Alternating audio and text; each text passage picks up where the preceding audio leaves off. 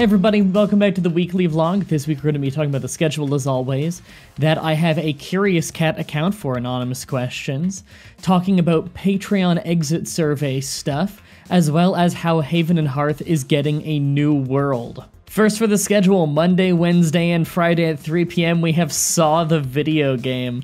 Tuesday and Thursday you guys voted on Shadow the Hedgehog. Sorry. Saturday and Sunday, we have Crusader Kings 2. For 6 p.m. today, we have that tips video on Unreal World. For Tuesday and Thursday, more Crusader Kings 2, of course. Terraria, whatever miscellaneous days that I have some footage of it. Later today, I'll be streaming some more practice runs of my speed run of Silent Hill 2, as that was a lot of fun last time.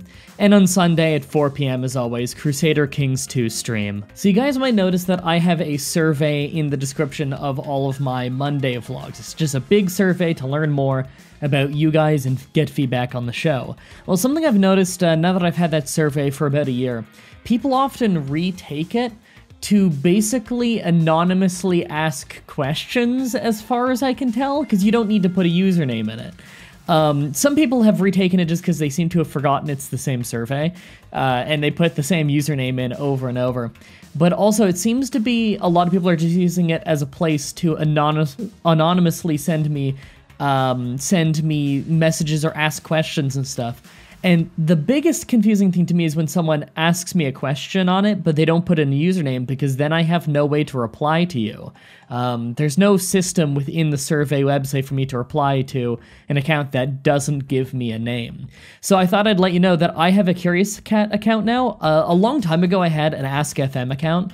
That's a website where you can ask questions, you can pick whether to be anonymous or not, and I can answer them, and it's like a public answer. But there's another site called Curious Cat that is nearly identical, but has a slightly better layout, and my old Ask FM account, I'm sure, is just chocked full of answers that aren't applicable anymore, because I made it when I was like 20.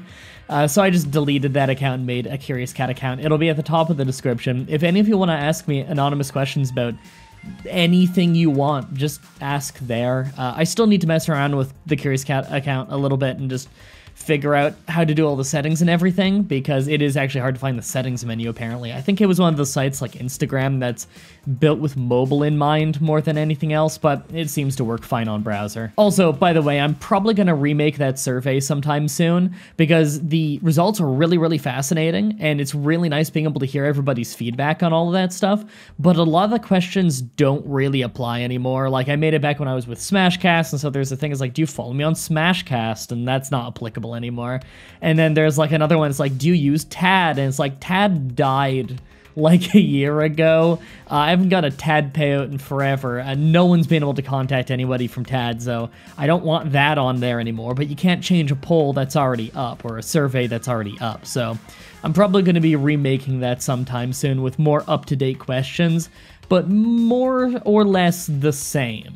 Regardless, I'd appreciate you answering the survey again, even if you'd done the previous one, just because then I can have the data on the new spreadsheet type thing. So Patreon has a thing where you get exit surveys if you're a creator. It's this cool little section. I'm really happy they added it like a year or 2 years ago, where whenever somebody ends their pledge, they have an option to say why they ended their pledge, where it's like there's a drop-down list of things, and then there's also a text box if they want to say anything personally to the creator. And so ever since I redid my Patreon like a year ago, where I like really overhauled all of the incentives for, what do you call them? The gifts, the goals, the rewards, that's what they call them on Patreon. Ever since I really reworked all of those and reworked my whole Patreon, I have not gotten a single ending survey that said, like, they didn't contribute like I wanted, or like I didn't get what I wanted to have, or like anything like that, which is good, which means I'm doing a better job on that. What I see now, though, is nearly every time someone ends their pledge, on the drop-down menu, they pick my financial situation changed, and they almost always type out like a really sad message where they're just like they feel really bad about ending their pledge. And, you know, it's usually a thing of like, they're traveling to another state where it's more expensive to live, or they lost their job, or something like that, or they're saving up to get a new house, or something along those lines. I just wanted to say, because like I try to reach out to these people when I get a chance, but it's not always very easy. Anyone who is pledging on my Patreon, and either has ended their pledge or is thinking of lowering their pledge or ending their pledge, it's okay. Just do it. Like, I'm not in such a horrible financial position like I used to be. I know a lot of you guys have been pledged to me for years and years because I used to go through such bad financial crises. For a long part of the channel's history, I was very, very poor and in very bad living conditions, and there were legal problems and all kinds of things just because of the greater problems going on with my family at the time. And it's not that everything is like 100% perfect right now, but things are perfectly stable right now. Obviously, any money you send me on Patreon is really helpful, improves our quality of life, and it lets me start getting some savings and improve the show, because I use most of the money I get into just improving the show in different ways. It's how I got this extra light on me. It's how I bought this microphone, the webcam you're looking at me through, the tripod over there that I need to still find an excuse to use, stuff like that. So I use the money to improve the show, but it's perfectly fine if you want to lower your pledge or even end your pledge, because it's your money. You can do whatever you want with your money. And especially if you're having some kind of financial problem, I want you to take care of yourself first.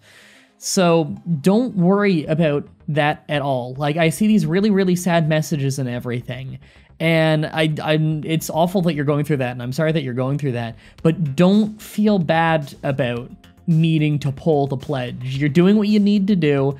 I'll be okay. Don't worry about me. Speaking of Patreon, though, Patreon shoutouts for those of you pledging $10 and above over on Patreon. We have Gazali, Mad Librarian, Fiery Biscuit, Zandak, Taco Man, Play Bogart, Night Fury 15, The Jedstar, Jetstream, Conk Donk, Sophia Orc, Killrain Wolf 20 KOs, One Seffi Siren, Shauna Tim, Curran Keta, Lemonhead, Morgan, Disaster, Josh Brown, Emeth, Thy Lord Castile, Annoying Wizard, The Dawes, Commander Unnamed, Infinity Wolf, Texas Boots, and Captain Vix. Thank you so much for your continued support. And also, once again, I need to write this down. The new segment where I check what the daily sale on Chrono.gg is Bleed 1+2 combo pack. What the fuck is Bleed? It looks like some kind of platformer side-scrolling shooter. I don't know. Check it out, I guess. See if it's interesting to you. It's pretty rare that Chrono.gg has a game that I just flat out have never heard of before. Yeah. Never heard of this one, but it's like $4.50, and normally it's $15. I don't know if it's showing me Canadian prices right now, but there you go. If you want to go buy that game through my affiliate link in the description, it'll support the show. And thank you also for using my Amazon affiliate links and my Humble Bundle affiliate links. Lastly, for the vlog though, we have Haven and Hearth. Big announcement recently. There's going to be a new world in Haven and Hearth, so they're going to reset the world. All new characters, all new world, all of that stuff. People have been waiting for this for a long time because it's been very stagnant for a while. This is going to happen February 1st, if I remember correctly, so this coming Friday. I'm pretty pumped. I know that I'm already talking with all of my people from my previous village. We're already planning out how we're going to start the new village. We're going to hit the ground running. We're going to get the YouTube series going again, hopefully, because they all say that they're going to be a lot more active. And if they're more active, then I'll have an easier time doing videos, which is really good. I often get people asking if they can join my village in Haven and Hearth. The only requirements, and it's really easy, is one, you need to enjoy the game. So, you know, play an hour or two, just make sure that you enjoy the game. I don't care if you're totally shit at the game. That's fine. I don't care what your skill level is. I just care that you enjoy the game enough that you think you'd log on like at least once a week. And the other requirement is I need to know you enough. I need to be able to trust you, because this is Haven and Hearth. It's a permadeath game, and I have a YouTube series riding on it. So my requirement for that is just I need to have seen your name in the community outside of just the Discord chat's Haven and Hearth chat for a little while. It doesn't even need to be that long. A couple weeks, I don't know. Like, anybody who already types in the in the chats on like streams and stuff, you're probably already safe to be in the game. If you comment a bunch on YouTube, and I see your comments all the time, you're probably already safe to be in. If you're on the Discord outside of just the Haven and Hearth chat and you've been there for more than 2 weeks, you're probably fine to join the village, just as long as you like the game and you think you'd be on reasonably often. The requirement isn't that hard. It's just that a lot of old school Haven and Hearth players find a lot of joy in hunting down streamers and YouTubers and killing them and just bragging about killing them. I've had it happen to me on, I think, 4 different fucking worlds now. Even in the old version of Haven and Hearth, I've had it happen. Like, one of the guys who killed me once bragged about ruining my show, and he bragged about how he's also the one who ran Pro Jared away from the game, and shit like that. And on their old forum system, they used to have, like, topics about hunting me down and bullshit, because they just hate new people coming in the game, I guess. I don't know. That, or they want the clout and the bragging rights to their friends of having ruined a YouTuber series. It's a bummer, because the reason I do series on Haven and Hearth isn't for money and isn't for views. They get, like, no views, so I get, like, no money. I think across every Haven and Hearth video I've ever done, grand total, I probably made, like, $20 over years and years of those being up. I do it because I love the game. I was playing that game a lot long before I ever started doing videos on it. I'm just an old school fan of the game.